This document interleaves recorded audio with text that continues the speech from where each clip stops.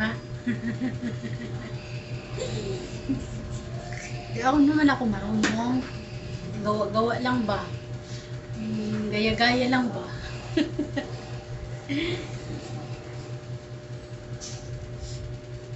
Basta ginagaya ko na lang yung ano, nagmimik ako. Kailan pala yun?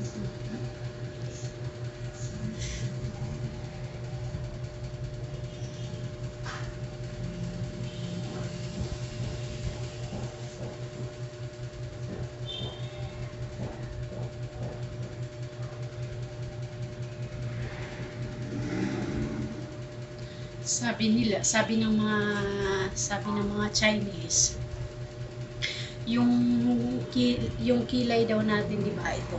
Di ba eyebrow yan?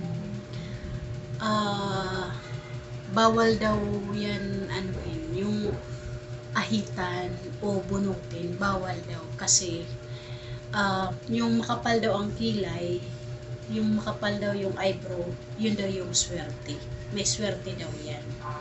Yun ang sabi ng mga Chinese. Yung punsoy nila. Tapos kailangan daw yung labi mo, yung labi natin ito, kailangan daw hindi daw siya dry, kailangan daw yung para siyang yung mamasa-masa ba. Tapos dito yung cheeks natin, kailangan daw yung medyo mapula-pula ganyan. Yun yung medyo mapula-pula daw yung cheeks natin. Tapos yung buhok daw natin, yung ito, di ba hati? Yun. Kailangan daw hati, ganun. Kasi yun daw ang attract daw sa swerte ng isang tao.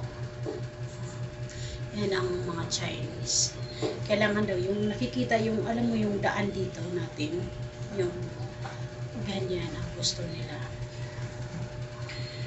Diba sa mga Chinese makikita ninyo yung maano sila, yung hindi sila maano sa ano ba, sa mukha. Wala sila, yung bihira ka lang makakita.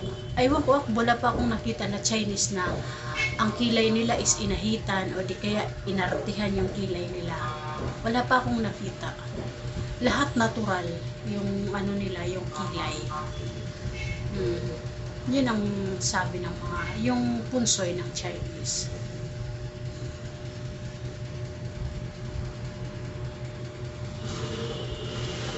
Siguro po ako naniniwala